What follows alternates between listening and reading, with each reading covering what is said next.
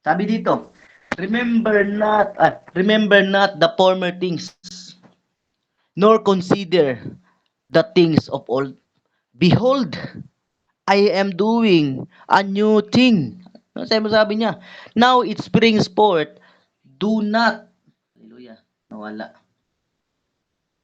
Sabi niya, do not remember the former things. Kung gusto mong ma-experience yung kalayaan, remember not the former things. Don't consider the things of old. No, anak, ito yung imbitasyon kasi, wag na wag mong isipin yung mga nakaraan mo. No, iba yung wag isipin. Ang ibig sabihin sinasabi sa atin ng Panginoon, wag forget the former things. Kalimutan mo na. Pero hindi ibig sabihin kalimutan is yung wala ka na talagang maalala. No, sabi ng Panginoon, kalimutan, ibig sabihin, wag mo nang bigyan halaga. No, forget the former things and remember the lesson. No, kalimutan mo na yung sakit, kalimutan mo na yung pagdurusa na doon, kalimutan mo na yung hatred na dinaanan mo. Inunsulto ka, sinampal ka, kalimutan mo na yon. And remember the lesson. Dalhin mo. And bring the lesson. Dalhin mo yung natutunan mo sa past mo. Hindi masama na maging aware ka sa past. No, ang masama, yung nabubuhay ka pa rin sa past. No, remember not the former things. Huwag mo nang alanin yun. Kasi, sa totoo lang, hindi mo makakalimutan yung dahilan ng sugat. Tama ako, hindi. Pag nasugatan ka sa paa, itong ano ko, itong sugat na to, itong magaling na sugat na to, itong ano na lang, pasak ko, ito yung resulta nung nagmotor kami noon. Nasugatan ako noon. So, nakalimutan mo siya, hindi mo siya nakalimutan, pero naalala mo. No? Itong sugat, ano yung dahilan? So, ang imbitasyon sa atin ng Panginoon dito, no, hindi talaga yung kalimutan na magkaroon ka ng amnesia. No, ang gusto ng Panginoon, yung maalala mo yung isang bagay, hindi sakit ang maalala mo, kundi yung lesson na nadadala mo pagdating mo sa present. Hallelujah. Oh, behold, kaya pala, sinasabi ng Panginoon, kalimutan mo na yan kasi excited ang Diyos sa bagong journey mo. Behold, I am doing new thing. No, busy ka sa nakaraan mo pero nakalimutan mo na may bagong ginagawa ang Diyos. No, masyado na tayong nakapokus sa mga ginawa ng Diyos sa nakaraan, nakalimutan natin may bago ang Diyos na ginagawa. No, hindi masama na tumanaw sa ginawa ng Diyos, na pinalaya ka ng Diyos, na niligtas ka ng Diyos, na may nag-provide si Lord nung time na yon. Pero ang masama, no, yung may bagong ginagawa na ang Diyos, pero hindi mo na napapansin kasi nga, nakapokus ka, noon grabe ako mag-preach, noon marami akong disciple, noon grabe ako mag-devotion, noon grabe yung prayer life ko. No, sabi ng Panginoon, nakapokus ka noon, pero hindi mo na nagagawa yan ngayon. No, yung imbitasyon sa atin ng Panginoon, yung preaching na ito para din to sa akin, para sa ating lahat. Kasi magtatapos na lang yung year. No, hopeless ka pa rin. No, habang depressed ka sa December, hindi mo alam sa December pa lang may gagawin na maganda ang Panginoon sa buhay mo. No, behold, I am doing new thing. Bago. Dapat andun yung excitement. Hindi mawawala yung excitement sa puso dahil bago. Sino sa inyo dito naranasan mo magkaroon ng bagong cellphone? At nung nagkaroon ka ng bagong cellphone, nakasimangot ka. Di ba wala? Pag nagkaroon ka ng bagong cellphone, pagising mo, cellphone agad. Tinitingnan mo kung may gas-gas na ba. Tinitingnan mo kung ano pa yung dapat i-improve, ano yung dapat i-install. No, excited ka lagi. Pag una mong mahawakan yung motor mo, una mong magamit yung motor mo, grabe yung joy. So, sabi ng Panginoon, gusto kong magkaroon ka ng joy sa puso. Gusto ko ng new thing dahil ang new thing nagbibigay ng joy, pag-asa, at excitement. Ang nakaraan, hindi excitement ang naibibigay niya, kundi no, depression, anxiety, hopelessness ang naibibigay niyan. Pero ang new thing, excitement, no, yung joy, no, ito yung kayang ibigay ng new thing. No, see, I'm doing excited ng Panginoon. May hinahanda akong bagong simula. Because God is a God of new beginning. No, hindi lang siya God of chances. Hindi lang siya God of many chances, kundi He is also the God of a new beginning. No, maaring palpak man yung sitwasyon mo noon, Maaring pangit na yung pinagdaanan mo ngayon. Maaring insulto ka, inabuso ka, verbal, sexual, o anong klaseng abuso naranasan mo ngayon. Sabi ng Panginoon, forget, do not remember the former things. Kalimutan mo na muna yan. I-set aside mo na yan. And see, I am doing new thing. Hallelujah. Focus in the new thing. Sabi dito, learn to be mindful of the present and hopeful to the future. Masyado na tayo nag-i-invest. No, masyado tayo nag-i-invest sa mga past. No, hindi tayo naka-focus sa present. Masyado tayong overwhelmed sa nangyari na sa atin noon. Grabe, pinahirapan ako noon, grabe. Pero wala ka ng testimony sa bagong sitwasyon ngayon. No, learn to be mindful of the present. Dapat lagi kang grateful. Lagi kang thankful sa mga nangyayari sa iyo ngayong maganda. Paaring hindi may mga bagay naman na hindi nangyayari sa iyo maganda, pero alam kong mas marami ang Diyos na ginagawa na hindi mo lang napapansin. Kasi nga nakapokus ka sa mga nakikita mo. Hindi ka nakapokus sa mga spiritual blessing na ibinigay ng Panginoon sa iyo. And hopeful to the future. No? If you are almost give up, just remember who God is. No? Alam ko minsan dumating sa punto na para mo nang gusto mo nang sumuko. Pagod ka na. No, alam mo ba sabi ng Panginoon, kaya ko sinabi sa iyo, don't give up. Kasi nakikita ko, no, konti na lang, susuko ka na. No, ang daling mag-give up. No, ang daling i-give up ang isang bagay, lalo na yung pagsiserve sa Panginoon. Pag nagkakasala ka na, pag naging worldly ka na, no, ang daling i-give up, yung ang hirap simulan. Hallelujah. Ang daling, ang hirap akyatin ang puno ng niyog para makuha lang yung buko. No, akyatin mo siya ng 10 minutes. Pwedeng akyatin mo siya ng 10 minutes, pero pag nahulog ka, 2 seconds lang. Hallelujah. No, sinimulan mo napakahirap. Sinimulan mo ng napakaproseso. Hindi mo tiningnan, no? Pag nag-give up ka, pag sumagi na sa isipan mo na gusto mo nang sumuko, isipin mo agad kung bakit mo to sinimulan. Kung ano yung reason bakit mo to sinimulan. No, ano yung reason bakit mo aakyatin yung puno? At bago mo maakyat yung niyog, grabe yung sakit sa paa. Grabe yung takot na maranasan mo, grabe yung pressure na maranasan mo. Pagkatapos mahulog ka lang, 10 minutes mong inakyat, no? Nang hipahirap-hirap, na napakahirap, pero nahulog ka ng 2 seconds lang. No, ang daling i-give up ang isang bagay na mahirap naman sinimulan noon. Ang daling i-give up yung mga bagay na sinimulan mo. Pero sinimulan mong napakahirap dumaan sa proseso. Pero pag i-give up, ang dali-dali lang. Hallelujah. If you almost give up, remember who God is. Mag-give up ka na sa lahat ng bagay. No, mag-give up ka sa trabaho mo. O, kung sabihin ko sa iyo, mag-give up ka na sa course mo. Kasi baka may posibilidad, hopeful ka, baka pag nag-give up ka sa itong kurso na to, may the best na, mas the best na kurso na ibibigay sa iyo. O, give up ka na sa trabaho mo. Hopeful ka na mabibigyan ka ng trabaho na mas maganda. Pero kung nag-give up ka sa Panginoon, no, siya na yung pinaka-the best na give up mo. No, pag nag-give up ka sa pinaka-the best, no, ibig sabihin pinaka-the best, no, nag-iisang the best. Pag nag-give up ka sa the best, pag give up mo yung pinaka-the best, no, wala ka nang makitang the best pa. Kasi nga, yung pinaka-the best, give up mo na. No, mag-give up ka na sa trabaho, sa paaralan, o anong klaseng meron ka, i-give up mo trabaho, negosyo. No? Wag ka lang mag-give up sa Panginoon. Dahil kung mag-give up ka sa negosyo, pwedeng may mas better na negosyo pa, mas ikalago mo pa. Pero kung i-give up mo yung pinaka-the best, no, wala nang the best. No, the best thing na naranasan natin is yung matanggap natin ng Panginoon. Hallelujah. No, don't give up. No, nakita ng Panginoon yung luha. No, alam ng Panginoon na may rason talaga bakit ka mag-give up. Pero ito yung sinasabi ng Diyos sa atin ngayon. No, alam ko anak, marami ng rason para mag-give up ka. Pero mas maraming rason para magpatuloy. Kasi nga, behold, I am doing new things.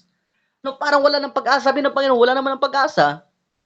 Pero behold, I am doing a new thing. At yung new thing na yun, punong-puno ng pag-asa. Kaya huwag kang mag-give up, kapatid.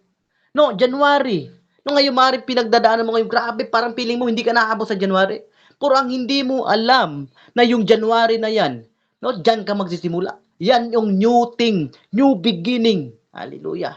Itong araw na to, new beginning. Bukas, new beginning. God is a God. God is also a God of new thing. God of new beginning. Learn to pay attention. No, minsan kailangan mo munang mag-pause para matitigan mo, para mabasa mo yung rules.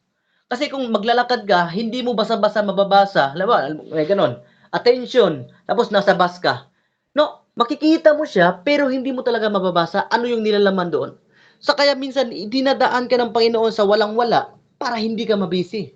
Dinadaan ka ng Panginoon sa sakit para hindi ka mabisi.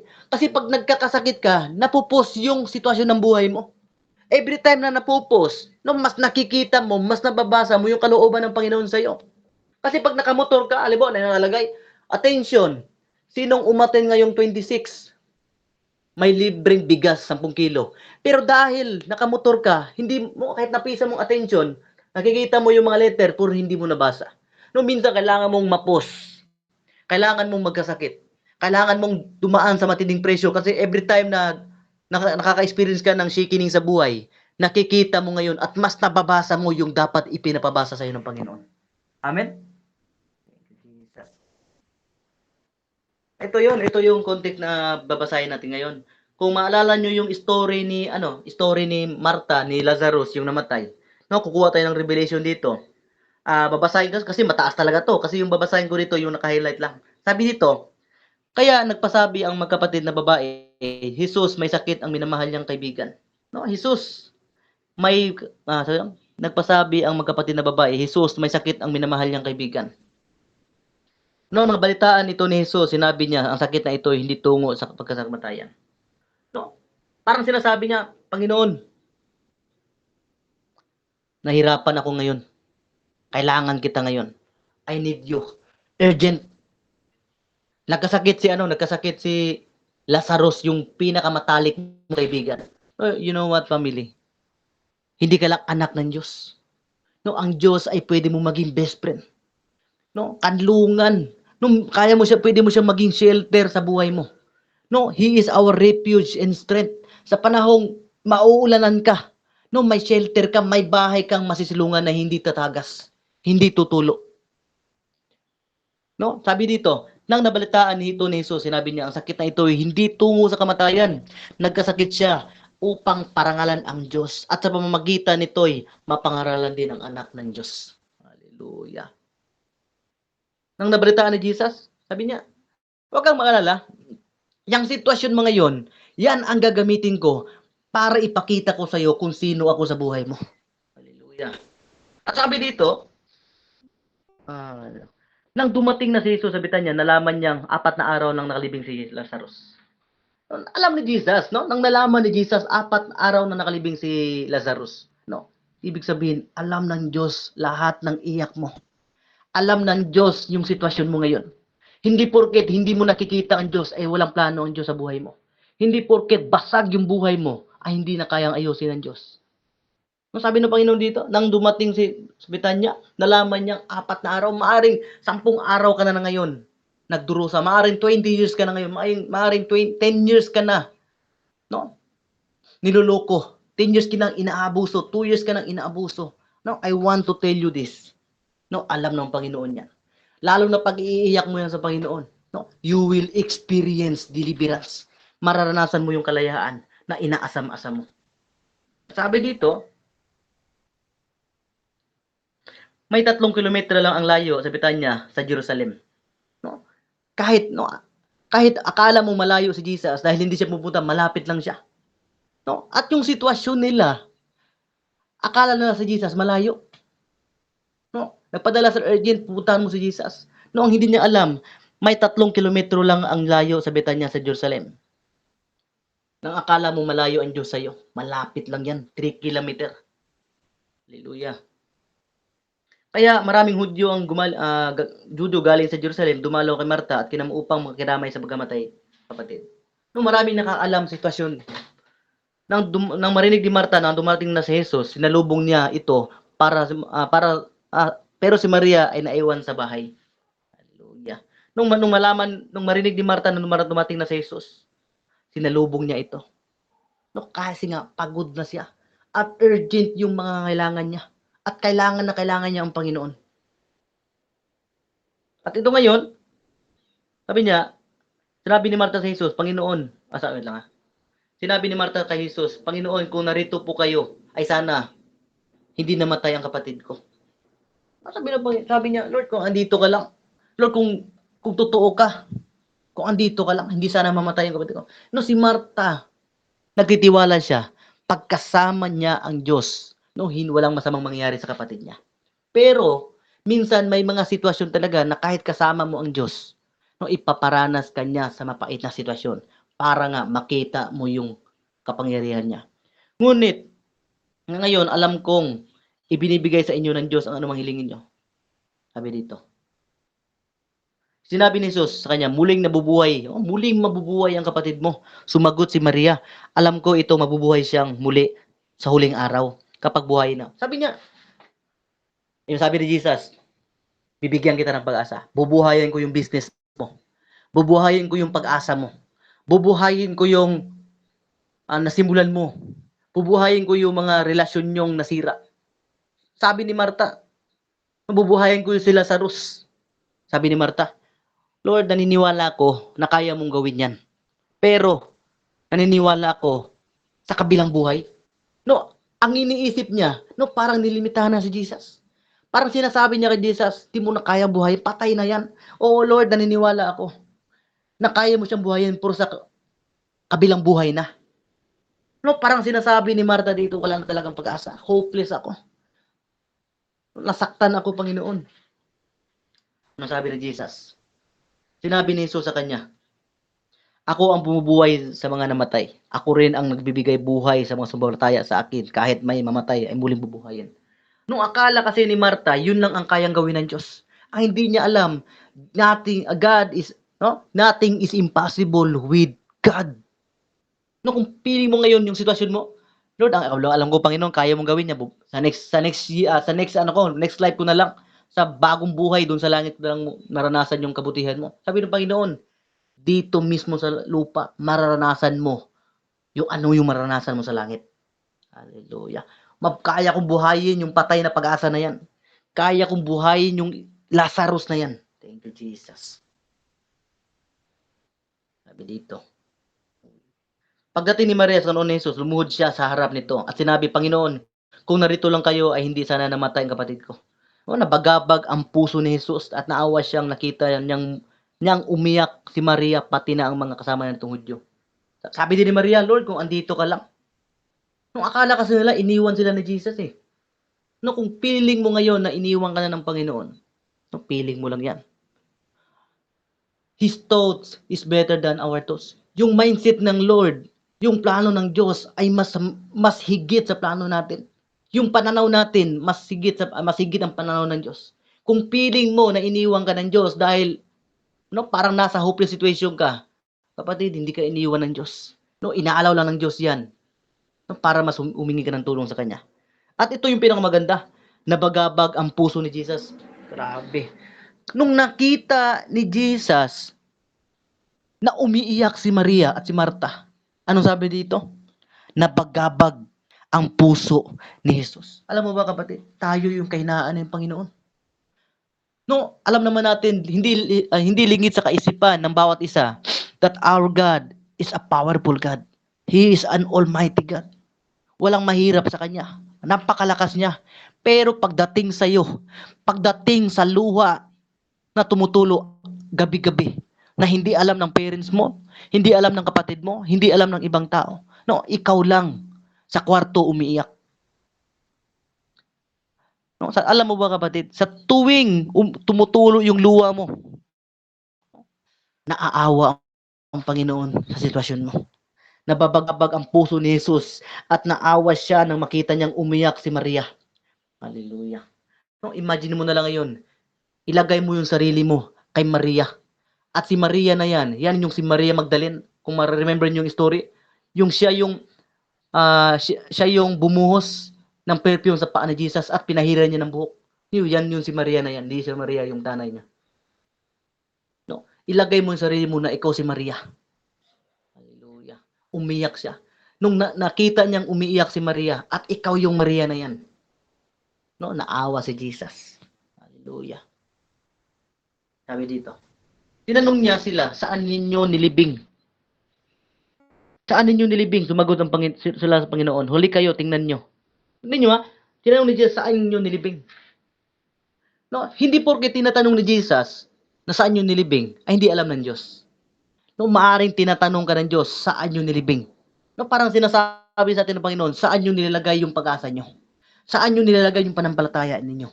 Saan nyo nilagay yung trust? No, sabi dito, saan nyo nilibing? Halik kayo at tingnan ninyo. Umiyak si Jesus. Hallelujah. Nung nakita ni Jesus, nilibing nila doon. Nung parang hindi sila, parang dahil sa kakulangan ng panampalataya, hindi nila, nilibing na nila agad. Parang feeling nila, closed door na. Huli na, late ng Panginoon. Nilibing na natin doon, hindi na to kaya buhayin. No, hindi nyo ba alam ka ba din? God is not a God of period. Kung mababasa nyo, ang Panginoon, hindi siya Diyos ng period agad. No, ang Diyos ay Diyos ng kama. No, alam nyo, hindi kama yung higaan, kama yung sa lettering. Ibig sabihin, may pag-asa. Kung babasahin mo yung Romans 6:23, for the wages of sin is death. Pero kung babasahin mo talaga sa mata, kinamahan lang yan. No, ang Panginoon, hindi siya Diyos ng peryoda niya agad. Naiintindihan niya yung sitwasyon mo. For the wages of sin is death, kakamahan niya yan. Kung pumalya ka, kakamahan niya yan. Kung nagkasala ka, kakamahan niya lang yan. Kung nawalan ka ng pag-asa, hindi niya tutuldukan yung sitwasyon mo. Kaya wag mong tutuldukan yung sitwasyon mo. Si Martha and Mary, tinuldukan niya, patay na talaga yung kapatid ko. Patay na, wala ng chance. No, kung sa paningin mo, na wala ng chance. Sa paningin mo, closed door na. Sa paningin mo, ito na yung ending natin. No, hindi papayag ang Panginoon. Para sa Panginoon, yan yung simula. Kung sa piling mo, ito na yung katapusan ng buhay mo, para sa Panginoon, ito yung simula ng journey mo. Hallelujah. Tingnan nyo ha? Umiyak si Jesus. Kaya sinabi ng Diyos, tingnan nyo ano ko naman si Jesus. Dito na. Anong oras na ba? 8:05. Kaya pa. Muling nabagabag, tinan mo si Jesus ha? Muling nabagabag ang puso ni Jesus. Kaya pumunta siya sa pinaglibingan kay Lazarus. Isa itong kuweba na tinakban ng isang malaking bato. Hallelujah. No? Pumunta si Jesus sa sitwasyon mo. No, kung tayo noon, andun tayo sa safety tank, tapakarumi na natin. Kaya nga sabi ko nila, hindi niya tinuldukan. Ang for the wages of sin is death, kinamahan niya. But the gift of God is eternal life through Jesus Christ. Kung hindi niya kinamahan yan. No, kung hindi niya kinamahan yan, no? Walang but the gift of God is eternal life. Pag tinuldukan niya sitwasyon mo, ibig sabihin wala ng chance. Pero dahil kinamahan niya, may chance. Hallelujah. Pumunta siya sa libingan kay Lazarus at ito ang kuweba, tinakpan ng isang malaking bato. No? Ang Panginoon, pupuntahan ka niya. Pero may bato. Maaring matigas na yung puso mo ngayon. Pero sabi nga sa kasabihan, walang matigas na tinapay sa mainit na kape. No? Gamitan natin sa spiritual, walang matigas na puso sa nagiinit na pagmamahal ng Diyos, sa mainit na salita ng Diyos.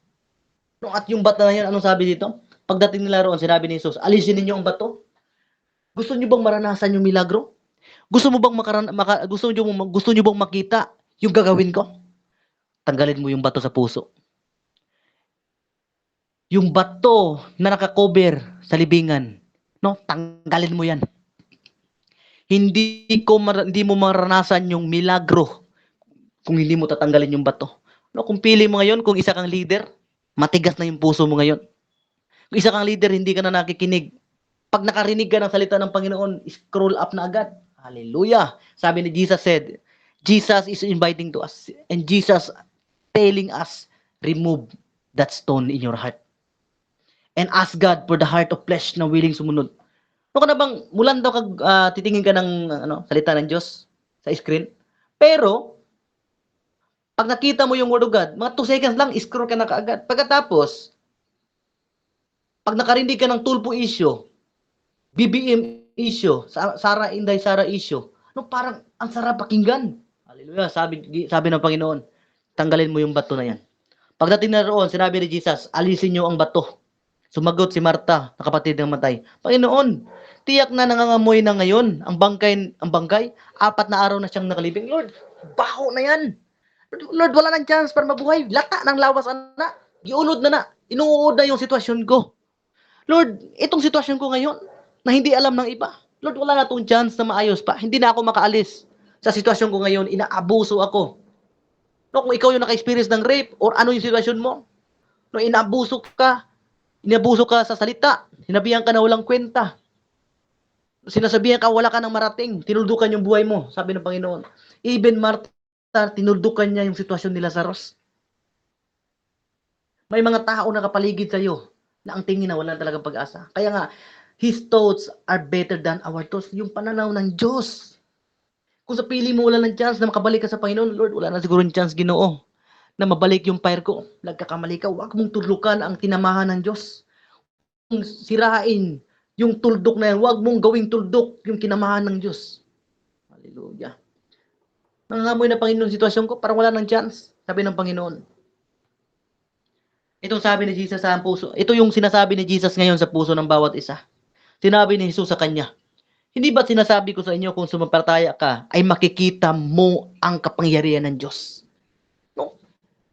Trusting God, na para kang naglalakad sa tubig. No? Diba, para ang pagsalig sa pagalugon ako. Ang pagtiwala sa Panginoon ay para kang tatalon sa helicopter na wala kang parachute. No, alam mo ba yung pag-trust sa Diyos, yung pag-trust kay Lord ay parang totoo lang kahit ako yung kahit sa akin yung sabihin, mahirap kasi nga tao tayo. Para sa atin, ang mga mahirap na bagay, ang mga delikadong bagay para sa atin, para sa Diyos, napakadali lang. Kasi nga, expert siya, makapangyarihan siya. Pero kahit gaano siya makapangyarihan, pag umiyak ka, tayo yung kahinaan niya. Kahit galit na siya, pwede na tayong ilagay sa impyerno, pero anak, naaawa ako sa inyo. Sa panahong umiiyak ka. Hallelujah. No, ang pagsalig sa Ginoo, trusting God, na para kang tumalon sa helicopter, sa himpapawid, sa mga batuhan na lugar. Parang sinasabi sa ng Panginoon, talon. Lord, ayaw ko, Lord. Kasi kung pagtatalon ako, bali yung paa ko kasi batuhan yung saan mo ko ipapatalon. Sabi ng Panginoon, talon. Lord, kailangan ko muna ng parachute para kung tatalon man ako, hindi ako mababali. At least, lilipad pa rin ako. Dandahan lang akong magdadrop sa lupa kahit batuhan yan. Sabi ng Panginoon, hindi mo na kailangan yan. Talon. No? Napakahirap magtiwala sa Diyos. Pero kung susundin mo ang Diyos, sabi ng Panginoon, para sa iyo mahirap, para sa iyo wala ng pag-asa, para sa akin, hindi mahirap yan. The impossible of men is possible to God. Hallelujah. Say amen. Hallelujah.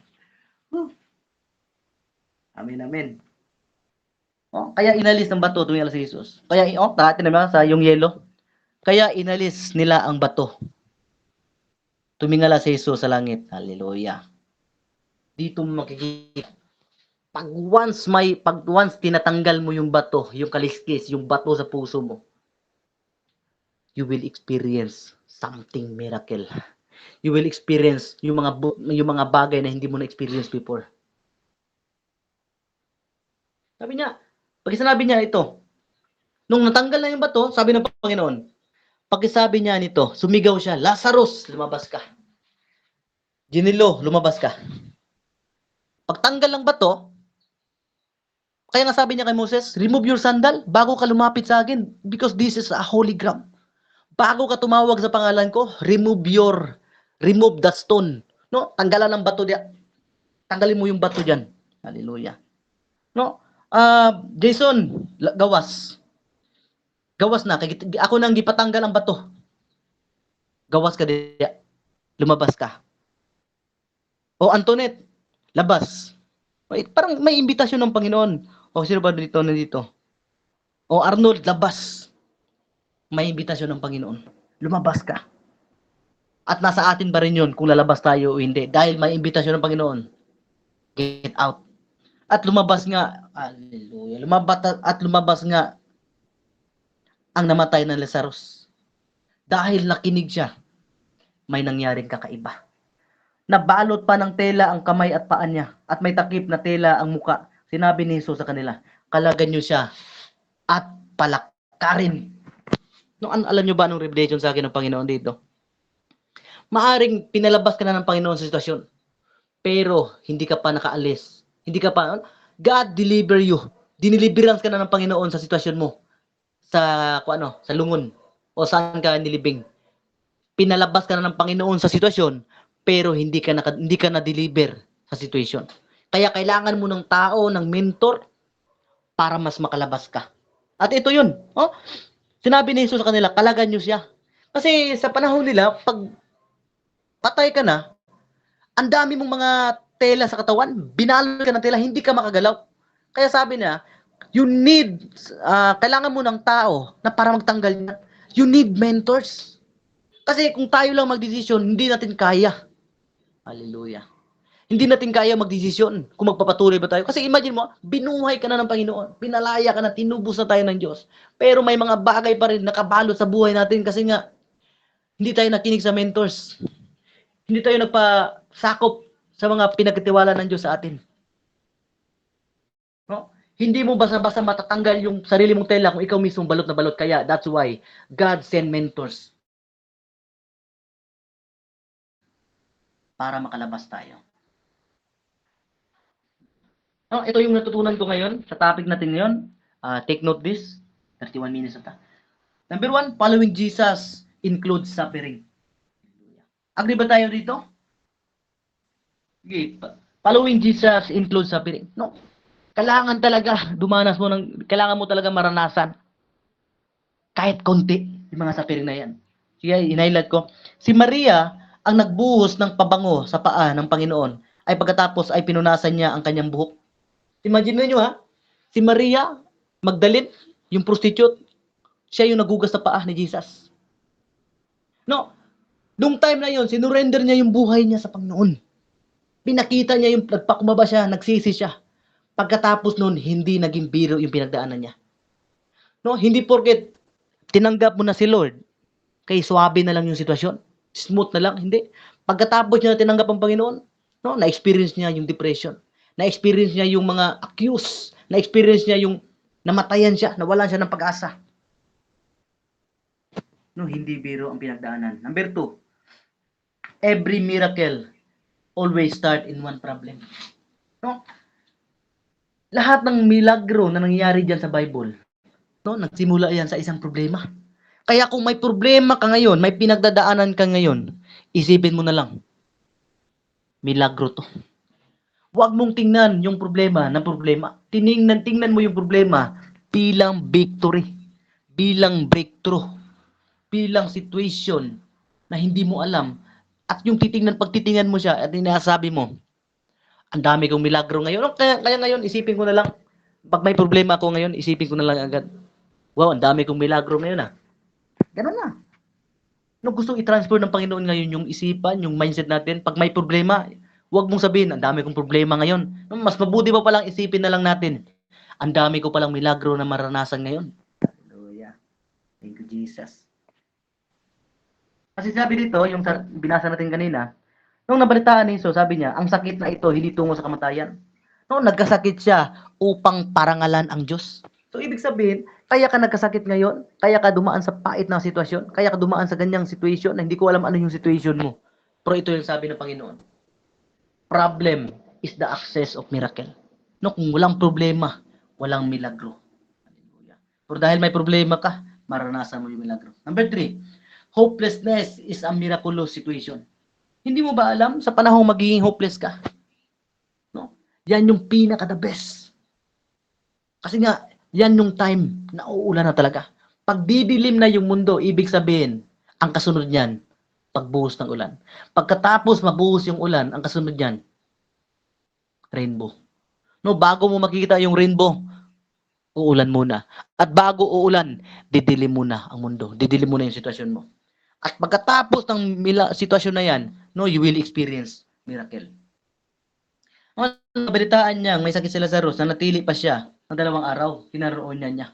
Hallelujah. No, si Jesus, alam niya nang nagka-problema na yung tao niya. Alam niyang si Maria at Martha, na-depressed na. No, parang worried na. Pero anong sabi dito? Pero nang nabalitaan niyang may sakit si Lazarus, no, nanatili pa siya sa 2 araw. No, alam niya, dapat sana kung may sakit, parang ambulansya, magpunta agad. Akala kasi natin yung Panginoon, ambulance. Pag nagkasakit ka, Lord, tulungan ka agad. No, gusto ng Panginoon turuan ka ng leksyon. Gusto ng Panginoon turuan ka no, revelation through your situation. No, wag mong ipanalangin sa Panginoon, Lord, alisin mo ako sa situation. No, ipanalangin na lang natin sa Panginoon. Lord, give me a revelation through this situation. Pagkalipas ng 2 araw, sinabi niya sa mga tangsunod niya, bumalik na tayo sa Judea. Hallelujah. No, pagkalipas ng 2 araw, bumalik na sa Judea. No, nang dahil nakita ng Panginoon, 2 days na yon, 4 days na yon, 6 days na yon, balik na tayo doon. So, ibig sabihin, the more na nakaka-experience ka ng pressure, the more, dun mo mas ma-experience yung milagro ng Diyos. Sa panahon yung gusto mo nang sumuko, gusto mo nang mag-give up, no, that's the time na pupuntahan ka ng Diyos. Amen? Now, faith is the confidence in what we hope for and assurance about what not the see. No, kaya nga, faith is believing, hope is expecting. No, yung faith, naniniwala ka na kayang gawin ng Diyos. Pero yung hope, ito yung inaasahan mo. Ito yung ine-expect mo na gagawin ng Diyos sa buhay mo. No, faith is believing, hope is expecting. No, naniniwala ka na papagaling ka ng Diyos. Naniniwala ka aalisin ka ng Diyos. But you are hoping. You are still hoping.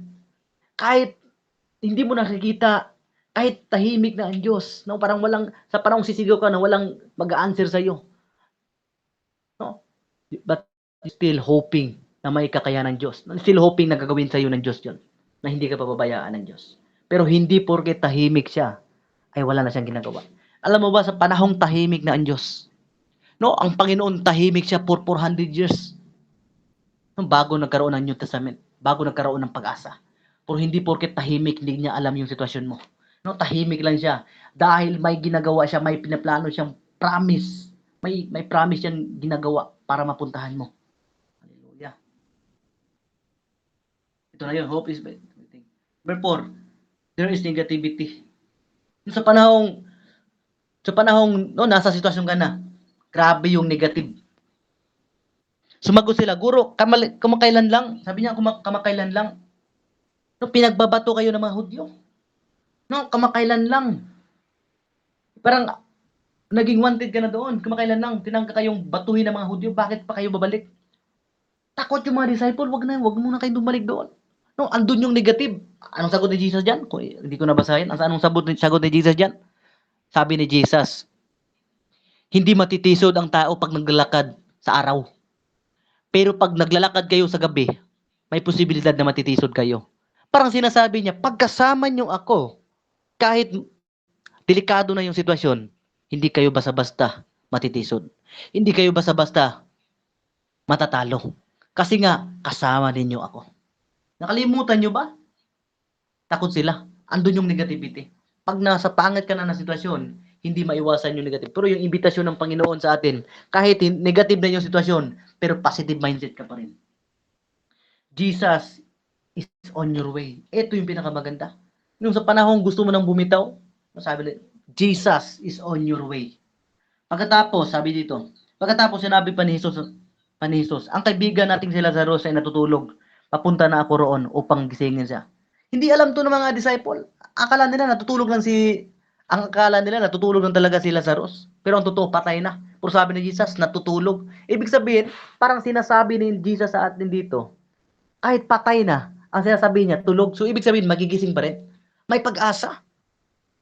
Gustong isabi ng Panginoon, kahit patay na yung sitwasyon mo ngayon. In short, wala ng pag-asa.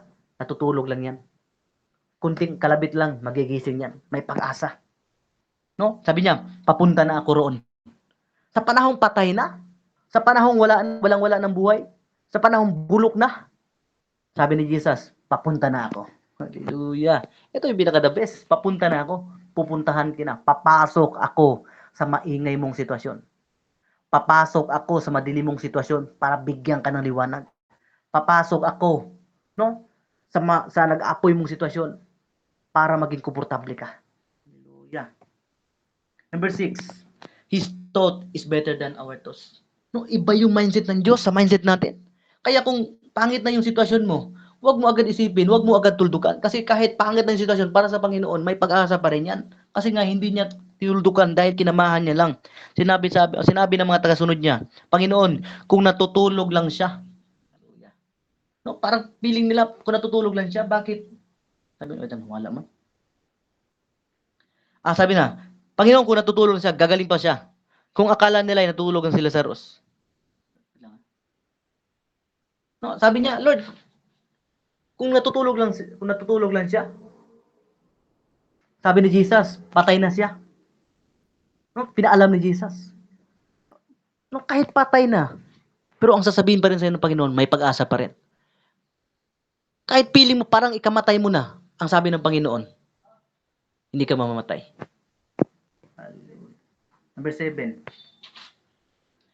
God allow miracles to increase our faith. Kaya sabi ko kanina sa third point ko, every miracles start in one problem. Pero dahil sa problema, nagkaroon ng milagro. At sabi dito, God allow miracles to increase our faith. Inaalaw ng Diyos yung mga milagro. So, ibig sabihin, yung mga milagro, yung mga blessing, yung mga breakthrough na naranasan mo ngayon, no, hindi yan para mag-enjoy ka lang, kundi para mas lalo ka lumapit sa Diyos at para mas mag-increase yung panampalataya mo. Kaya ka nakakarinig ng mga testimony, healing testimony, every time na marinig mo yan, always mariremind sa'yo na buhay talaga si Jesus. Amen? Na buhay talaga ang Diyos. Ngunit, nagpapasalamat ako. Sabi nga, ngunit nagpapasalamat ako na wala ako roon dahil ang gagawin kong himala sa Kanya ay para sa kabutihan ninyo. Upang lalo pa kayong sumampalataya sa akin, tayo na at puntahan natin siya. No, sabi ni Jesus, yung milagro, ang purpose niyan, hindi para ma-overwhelm ka lang, ma-inspired ka lang. No? Ang gusto ng Panginoon, every time na makakita ka ng milagro, i-allow niya yung milagro. Para ano? Para mas lalong mag-increase yung panampalataya mo at mas lalong maniwala ka sa Kanya. Kung nagdududa ka pa rin, no? God allow many problem para magkaroon ng miracle. Sa panahon magkakaroon ng miracle, no? Ang purpose nun para mas mag-increase yung panampalataya mo. Number 8, delay in our time, but God is always on time. No, kung delay man sa pananaw mo, Lord, di ako nakabayad. Lord, sabi niyo po sa iyong salita, you are on time. Kahit Panginoon, 3 days na, delay na ako sa motor ko. 3 months na. 1 week na, delay ako sa mga bayarin ko sa kuryente. Muntik na ako mapatulan, Panginoon. Ang iniisip mo, na-delay ka 3 days, hindi mo naisipan, hindi ka naputulan. Ang lagi mong naiisip, delay ka 3 days. Ang hindi mo na-realize, hindi ka pa naputulan. Dapat ang mindset natin, hindi ako naputulan. Na-delay man ako, pero hindi ako naputulan. Yun yung dead end. Ang lagi natin nakikita, ang delay. Ang hindi mo nakikita, nung hindi ka naputulan. Hallelujah. Delay in our time, but God is always on time. Kaya sabi ni dito, nang dumating si Jesus sa Betanya, nalaman niya ang 4 na araw nang nakalibing si Lazarus. Hallelujah. Pagdating ni Jesus, sabi ni Martha dito, 4 days na si Jesus, patay na, baho na. Parang may uod na, kasi noon wala pang formalin. Di ba? Parang sa doon, lata na, baho na, may amoy na. Sinabi ni Martha kay Jesus, Panginoon, kung nandito kayo, ay hindi sana mamatay ang kapatid ko. Ngunit ngayon alam ko ang ibinigay sa inyo ng Diyos ng anumang hiling sa inyo. Lord, baho na naisuon ko, mabaho na Panginoon.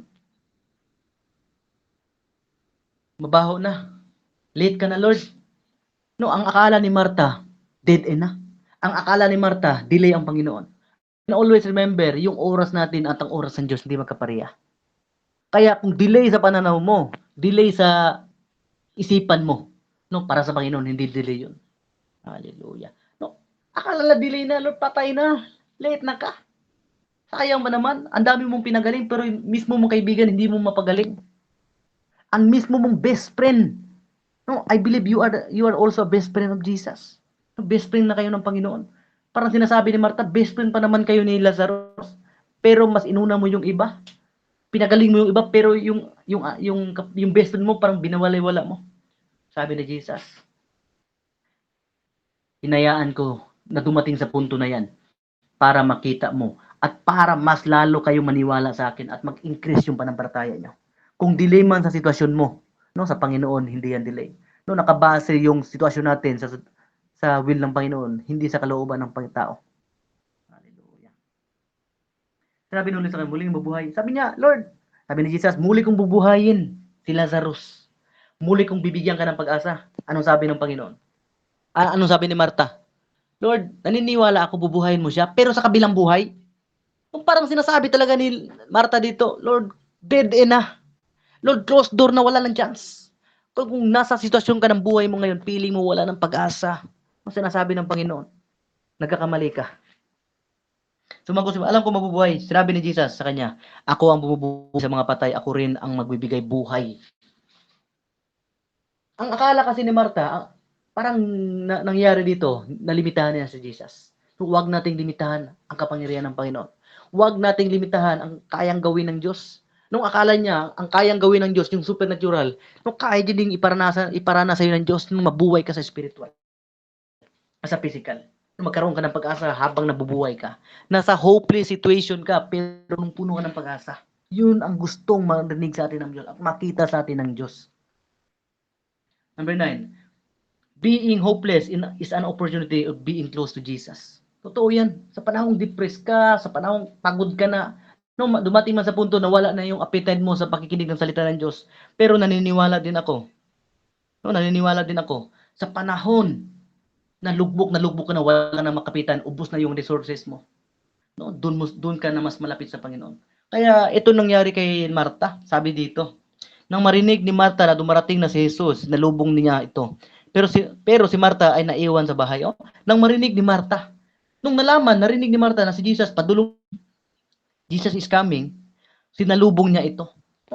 Sinalubong niya at umiyak siya. Dito mo makikita pag depressed ka na, pag pagod ka na at wala ka ng ibang hilingin pa. Gaya sa babae na dinudugo 12 years. Ubus lahat ng effort niya, ubus lahat ng kayamanan niya, ari-arian niya. No, ginawa niyang last year si Jesus. Pero kahit wala na siyang lakas kasi no, yung babae na yun, gumapang na lang siya. Pero hindi porke gumapang ka ay wala ng chance. Hindi porke gumapang ka, talo ka na. No, yung babaeng dinudugo 12 years, gumapang. Pero na-experience at nakuha niya yung portion niya. Hindi porket nanghihina ka, wala ng chance. No, gumapang ka. Sa panahong wala ka ng lakas, no, gumapang ka. Gamitin mo yung tuhod mo. Every time na gumagapang ka, tuhod yung gagamitin mo. Hallelujah. No, there is power in your knee. Mo nang every katong time nga ni gapang ang katong 12 years na dinugo, naranasan niya yung milagro. There is power in your knee. Every time na gumagapang ka, hindi paa ang ginagamit mo kundi tuhod at siko. Lord, sabi niya, pagod talaga si Martha. Lord, kung andito ka lang, hindi sana mamatay yung kapatid ko. Umiiyak siya. No? Knee can reach heaven. Number 10. No, ang imong tuhod, kayang abutin yung langit. Sinong agree dito? Knee can reach heaven. Tingnan nyo dito Pagod. Pagdating ni Maria sa kinaroonan ni Jesus, lumuhod siya. Tingnan nyo Lumuhod siya sa harap nito at sinabi, Panginoon, kung narito lang kayo, hindi na siya mamatay, ang kapatid ko.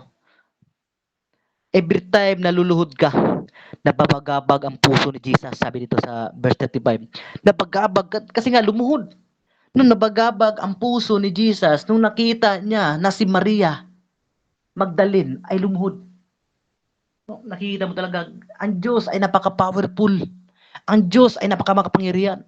No, wala makakatalo sa Diyos, pero kung nakita kanyang humingi ng tulong, umiyak, tayo yung kahinaan niya. No, walang kahinaang iba ang Diyos, kundi tayo, mga anak niya. Lalo na pag nakikita niyang umiiyak ka, hindi dahil sa problema, umiiyak ka dahil ang kailangan mo dahil kailangan mo ng tulong. No, diyan na tumatouch ang Ginoo. Nabagabag ang puso ni Jesus at naawa siya nang makita niyang umiiyak si Maria, pati na ang mga kasama ng Hudyo. No, kaya sabi ko dito, ni can reach heaven. No, pinaagi sa imong pagluhod o pagtulo sa imong luha. No, diyan mo makikita na paparating ang Panginoon at maranasan mo yung kabutihan niya. Number 11, you must remove something. No? Bago mo maranasan yung milagro, kailangan may matanggal diyan sa iyo. Sabi dito, you must remove something. Kailangan may matanggal sa iyo. Pagdating nila roon, sinabi ni Jesus, alisin niyo ang bato. Sumagot si Marta, kapatid ng namatay. Panginoon, tiyak na mangangamoy na ngayon ang bangkay. Grabe si Marta, kulang talaga sa pampaltaya. Kulang talaga. Para sa kanya, God is limited. No, hindi nakalimutan niya, God is limitless. Walay limit ang Ginoo. Pero sabi niya, Lord, baho na Ginoo. Lord, wala nang chance, Panginoon. Patay na. Patay na yung pag-asa ko. Patay na yung sitwasyon ko. Bulok na yung sitwasyon ko. Ang dami ko ng kasalanan. Ang dami ko nang nagawa sa buhay. Lord, Christian ako, pero nabubuhay pa rin ako sa kasalanan. Patawa. Wala nang chance, Panginoon. Mag-backslide na lang ako. Wala na. Closed door na. No, yung akala mong closed door. Ang akala mong katapusan mo na. Ang hindi mo alam, yun pala ang simula ng journey mo. Kung akala mo yan yung katapusan mo para sa Panginoon, no, kung iniisip mo ngayon, yan yung katapusan mo, sabi ng Panginoon, that is a new beginning. Yan ang bagong simula. No, Panginoon, alisin ninyo ang bato, sumagot si Maria. Gusto mo maranasan yung experience? Tanggalin mo yung bato sa puso mo. Dumating na ba sa punto na parang hindi ka natatablan? Tanggalin mo yung bato. Tanggalin mo yung bato sa libingan na yan para maranasan nyo yung milagro ng Diyos. God is always reminding us. No, ito yung pinakamaganda sa atin. No, lagi tayong ipaparimay ng Diyos. Kung pare sa topic ni Pastor Roy kagabi sa amin, no, laging ipinaparimay ng Diyos yung tao sa mga nangyari sa kanya. No, kalimutan nyo na ba? Kakagawa pa lang natin ng milagro. Kahit hatiin ko pa ng 10 beses yung dagat. Kahit milyong beses pa, makakalimutan nyo pa rin siguro ako. Hallelujah. Oh, Jesus is always reminding us. Sinabi sa kanya ni Jesus, hindi ba't sinasabi ko sa inyo, kung sumampalataya kayo ay makikita mo ang kapangyarihan ng Diyos. Di ba? Sinasabi ko na sa inyo, di ba? Sabi ko sa iyo, tinapos ko na yan sa cross. It is, John 19:30, it is finished. Tapos na ang laban. No, ang nilalabanan mo ngayon, kalingkingan na lang yan. Maliit na bagay lang yung pinaglabanan dahil pinaglabanan ko na yung mga malalaking bagay. Nakalimutan nyo na ba yung mga bagay na ginawa ko sa cross para magreklamo ko at parang iwan ko kayo? Ang hirap akyatin yung puno. Pero, no, akyatin mo yung puno 10 minutes. Akyatin mo yung niyog, tilubi, 10 minutes. Pero pag nahulog ka, 3 seconds. No, ang dali na lang sa atin mag-give up. I-give up yung mga sinimulan natin para sa Panginoon. No, imagine na, i-give up mo yung mga bagay na mahirap simulan. Dumaan sa proseso. Kung i-give up mo, parang wala lang sa'yo. I-give up mo parang 3 seconds lang na bumagsak ka kaagad. No, nakalimutan mo yung tagal, hirap, persecution na tiniis mo para lang makaabot sa tuktok tuktok ng puno ng niyog para makuha lang yung buko. Pero kung nahulog ka, 3 seconds lang. Grabe naman, sayang naman yung nasimulan mo. No, hindi ka pa napunta sa dulo, tumalon ka na, nagpahulog ka na. Hindi mo pa nakuha yung buko, tumalon ka na, bumagsak ka na. Nag-give up ka na. Gumibap ka na sa ibang bagay, wag lang sa Panginoon. Saan eh? Dali natin to. Pagkasabi nito, sumigaw siya, Lazarus, lumabas ka. No? Ito yung imbitasyon ng Panginoon sa atin ngayon. Ito yung imbitasyon ng Panginoon sa atin ngayon. Get out. Hawak ka sa sitwasyon na mo hinundan na gusto ka mag-give up. Gawas ka sa sitwasyon para makita nila ang milagro nga ako himuon sa mong kinabuhi. Sabi na, Lazarus, at yung Lazarus na to, ilagay natin yung sarili dito. No, parang sinasabi sa atin ni Lord Jesus sa atin ngayon, Lazarus, labas. No, walang growth. Si Milya, kailangan matanggal sa lugar niya para mas lumago siya. No, walang growth sa comfort zone. Labas. At nung lumabas na, ito ang nangyari. Sabi, verse 14, 14, ano ko, God will use mentors. Ito na. No, ito yung kahalagahan ng mentors. At lumabas na nga ang namatay na si Lazarus, pagkabalot pa ng tela, ang kamay at paa. At takip, mata na, nakabalot ang kamay at paa. At nakatakip ang tela sa muka, sinabi ni Jesus sa kanila, kalagan nyo siya at palakarin. God deliver him in the cage. Kung asa siya na gilubong, kung asaan siya nilibing, pinalabas ka na ng Panginoon sa sitwasyon. Pero paglabas mo sa sitwasyon, hindi mo kayang tanggalin yung mga tali. Nakatali ka pa rin. So you need mentor, you need leader, or taong gagabay sa'yo, mag-i-encourage sa'yo, para dahan-dahan ka makalabas. No, sabi ng Panginoon, it is finished, pinalaya na kita, I deliver you. Pinalaya ko na kayo. Pero minsan, no, ang dami pa rin mga daghang pieces tong kinabuhi nga hantud karon. Mao nang hinungdan nga di ta kaliyok. Sabi ng Panginoon, you need mentor. No, itong mga mentor, ito na 'yon. Yang ito inutusan ni Jesus. Sabi niya, lumabas namatay. Sabi niya, kalagan niyo sila. So ibig sabihin, kalagan niyo sila, inutusan ng Panginoon yung ibang tao, yung mga disciples niya, kalagan niyo siya. Pagkatapos kalagan, palakarin. Hallelujah. Palakarin sa tamang daan. No, kasi nga, kung tutusin, no, kaya ko namang mabuhay bilang Kristiyano. Kasi nga, nagbabasa naman tayo, pero iba talaga pag mentor. No, ang gusto ng Panginoon, may mentor tayo. At yung mentor, yan ang tutulong para mas maging ganap ka ng nakalaya. No, papalayasin ka ng Panginoon, palalayain ka ng Panginoon sa sitwasyon, pero ayaw niya, yung mindset mo, nasa Egypt ka pa rin. Conclusion tayo. Two-person experience resurrection. Ang akala kasi natin, ito yung conclusion ko, akala natin, ang naka-experience ng buhay, naka-experience ng resurrection, si Lazaro lang. Pastor Del, si Lazaro lang man Pastor Del ang nabuhay. Pero ang nakalimutan. Pero sa nakita ko dito, dalawang tao ang binigyan ng buhay dito. Sino ang isa? Si Marta. Dalawang tao ang binuhay. Si Marta, binuhay yung pag-asa. Binuhay yung panampalataya. Binuhay yung no, puso na durog na wala ng pag-asa. Na wala ng tiwala. No, binuhay po ng Panginoon. No? Kayang buhay ng Panginoon yung apoy na nawala.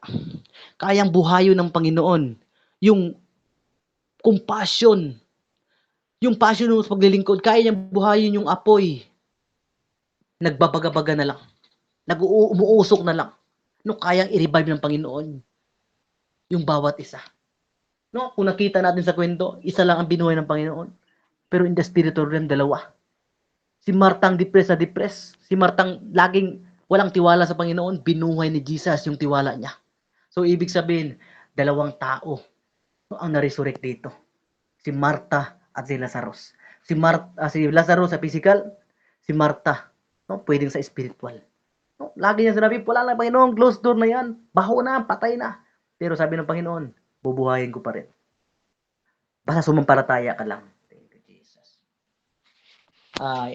So, ano man yung pinagdadaanan mo, nung naging dahilan kung bakit ka sumusuko. Don't give up. Kung ano yung nasimulan mo. Thank you, Jesus. Anong nasimulan mo? Tapusin mo. Okay lang siguro nahulog ka kung nakuha mo na yung gusto mo. Ang problema, hindi ka pa nga naabot. Nahulog ka pa. Tumalon ka, hindi ka nahulog. Tumalon. Nag-decide, di na ako. Ikaw ba yung dyan? Di na ako magsimba, di na ako mag-join sa Bible study. Ibig sabihin, para kang nasa 1/4 at 3/4 ng sa buko. Umakyat ka sa puno ng buko. Para sinasabi mo, talon na ako. No, hindi ka nahulog. Tumalon ka mismo. Ikaw mismo yung nagsasabi, di na ako mag-join ng Bible study, di na ako attend ng church. Ikaw mismo ang tumalon. No? Inakyat mo ng 10 minutes. Nahulog ka ng 3 seconds. Ang sakit. Sayang nasimulan. Kung nasimulan mo na, padayon na to na. No, andun man yung hirap, persecution. No, kailangan nga natin ang Panginoon. Siya yung nagbigay sa atin ng lakas. Lord, maraming salamat. Sa topic na ito, binigyan mo kami ng pag-asa. Lord, kung nawala man ng pag-asa si Marta, Lord, we believe kung ano yung pag-asa, kung paano mo binuhay yung pag-asa niya dahil nakita niya yung milagro mo. Lord, maraming salamat, Panginoon, na intindihan namin yung mga milagro na naranasan namin sa buhay. Hindi pala para para ma-overwhelm lang, kundi yung purpose pala ng milagro, Panginoon, para mag-increase yung aming panampalataya, para mas maniwala kami sa inyo. At na-realize namin ngayon na yung mga milagro na naranasan namin ngayon, hindi yan magiging milagro kung hindi dumaan sa problema. Na every miracle start in one problem.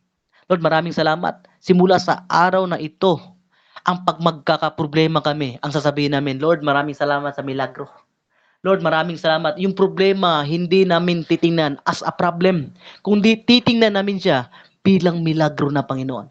Lord, kailangan namin i-change yung mindset. Kailangan namin i-renew yung mindset namin, Panginoon, para mas matutunan namin, Panginoon, every time na dumaraan kami sa suffering, sa iyak ng aming buhay, sa depression, sa anxiety, kalungkutan. Lord, kailangan namin, Panginoon, bigyan mo kami ng wisdom and new perspective, new perception sa mong mindset, Ginoo. Nga every time nakakakita kami ng sitwasyon, ang isipin namin agad milagro. Because pag may problema, bago uulan, Panginoon, bago kami makakita ng rainbow, dadaan muna sa pagdilim ng sitwasyon, pagdilim ng mundo. Lord, maraming salamat. Buhayin niyo po yung spiritual life namin, Panginoon. And bless every, Panginoon, mga ni-join o sa mga nawadan og signal, Lord, i-bless lang ginabuhi. Tanang nag-join dire, Ginoo. Palakasin niyo po kami, Panginoon, dahil may maganda kaming, may mga ipapagawa ka pa. There's harvest na mangyari this 2025. Ano mo yung pait na pinagdadaanan ng mga Panginoon? Behold, sabi niyo po sa amin, behold, I am doing new things. Andun yung excitement. Lord, maraming salamat. Empower your people. Naniniwala ko, Panginoon, na sabi mo, do not be discouraged. Be strong and be courageous. No, nakikita mo, Panginoon, kaya mo nasabi sa amin yan dahil nakikita mo nanghihina na kami. Kaya mo sinasabi, be strong and be courageous dahil nawala na kami ng discouraged na, nawala na kami ng pag-asa. Sinasabi mo sa amin ngayon, don't give up, rise up, dahil nakikita mo, madali na lang sa amin ang sumuko. Madali na lang isuko yung mga bagay na mahirap simulan, mahirap i-achieve. Ang dali na namin isukuan, Panginoon. Lord, maraming salamat sa strength, sa pag-asa, na nasa gitna kami ng dagat, pero kahit nung una wala kaming makitang light, pero dahil pinakita mo kami, Panginoon, ng ilaw sa unahan, at nasabi namin, this is it, malapit na ako, nakakita na ako ng liwanag. So ibig sabihin, may isla, Panginoon, may pag-asa. Maraming salamat. Ano mo yung bato sa puso, hindi na kami nakikinig ng iyong salita. Naging bato na yung puso namin, hindi na ayaw na makinig sa iyong banal na Espiritu, Lord. Tinatanggal namin sa mga oras nito. I remove by the authority of Jesus Christ. We remove it all in Jesus' name. Lord, give us hope and teach us how to be humble always, Panginoon. Kung ano yung nasimulan namin, ipagpatuloy namin, O God. Thank you, Jesus. Honor and glory belongs to you, to the name of Jesus Christ of Nazareth. Thank you, Jesus. I love you, Jesus. I love you, Holy Spirit. In Jesus' name I pray. Amen and amen. Thank you, Jesus. Hallelujah. Hallelujah. Can you put in the chat, I am blessed? Jesus. Praise God.